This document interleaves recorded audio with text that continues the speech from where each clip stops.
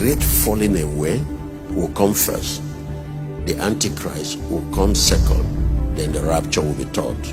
First thing is the falling away. Ladies and gentlemen, if you want to know why all this rise of false pastors, false prophets, and fake believers everywhere, that's what is going on now.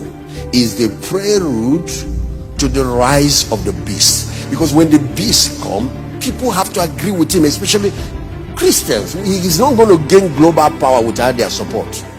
There has to be pastors, there has to be popes and bishops that must give him the backing. Without that, it's not going to happen. Preserve the knowledge of Christ. This is the time. Get to know him for yourself. And if you have not gone through discipleship and all that, this is the time. Days are coming. You'll be looking for church. You can't have this opportunity again. The way the church will exit is the way Israel exited Egypt. They were in Egypt when all the plagues, all those 10 plagues, even till the last one. But God protected them in the midst of it all.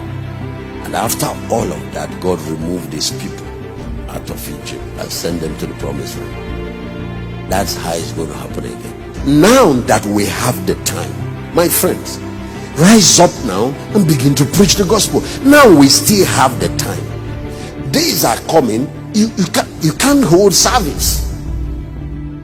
You can't. Now you can do crusades. Rise up and do it. Now you can plant church. Rise up and plant it. Now you can start a cell. Start doing it. Better make sure that your life counts. Now that it's still free, you still have the freedom. You must learn to practice God's presence. Those days are coming.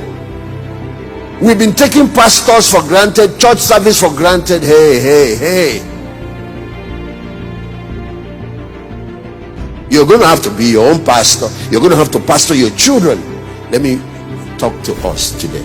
Every one of you should go and study the Chinese church. What happened during the communist era? Christianity. There were about 800,000 Christians when the communist revolution. Chairman Mao led the communist revolution. And there were 10,000 missionaries. They were all sent out of China. All the pastors were arrested. Somebody like Watchman Nee stayed and died in prison. One of the most prominent Chinese preachers of that time. They sacked all the missionaries, arrested all the pastors, seized all the church buildings. Not a single church building was left. Stopped any form of broadcast on TV or on any form of technology. And then started hunting Bibles. He didn't want any Bible of any type in the whole of China. The Western missionaries from America, from Britain, all cried. They were praying for China. They said the church, because it's a young church, it will die. Who told you? Church does not die because of persecution. I said fire does not destroy gold, it only purifies it. When China finally opened up to the world again after 30 years, do you know what they found? That less than 1 million believers, 800,000, has grown to about 150 million. Now, go Google what I'm saying.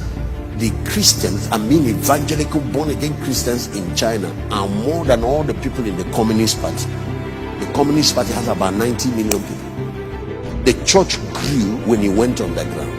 The church grew when they removed all the pastors. The church grew when they removed all the church building. The church grew when they stopped crusade. The church grew when they stopped preaching on TV. The church grew when they removed. Of course, what the missionaries now, the Western churches did, is to make sure they found a way to smuggle Bible, and they caught some of the smugglers. Now, watch. When communism fell, they found out that the church that was not up to 1 million, 800 and something, has grown to over 150 million. What happened? It was when believers discovered that we are all ministers, we are all priests. Every family becomes church, and that's when the thing grew. So if you're talking about great tribulation, the Chinese people have experienced it, the early church has experienced it, Christians are experiencing it in the Middle East.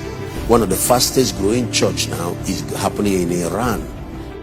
One of the strategies for the end time church going forward is to return back to discipleship and to return back to small groups. And all of you that are listening to me, start your own cell. That is the way forward. These large congregations and worship services, this thing has shaken it up now. This lockdown, something more serious is on the horizon. Make sure you are a functional priest, that you know God. Start reading your Bible. People don't study their Bible anymore. They only come on Sunday, open their mouth for pastors to feed them. Now, when the pastor is saying something wrong, you can't tell. What will happen? He said, test. I'm reading it. This Amplified Bible. To refine, to purify, and to make those among God's people white, even to the time of the end, because he's yet for an appointed time. So apart from the separation, to remove false believers, is also to prepare us for the rapture. And that's why I tell, if you remain a lukewarm Christian, what will wake you up is coming. You better not wait for that. Now we have the time. Let's take advantage of it to reach the world for Christ, to reach our communities, to reach our cities, to make sure that our family members are in the ark before the flood starts, to make sure that we reach everybody. Now we have technology, the freedom to do everything. Let's utilize it. Now we have the chance. Let's live for God and live for Christ and be completely sold out to him.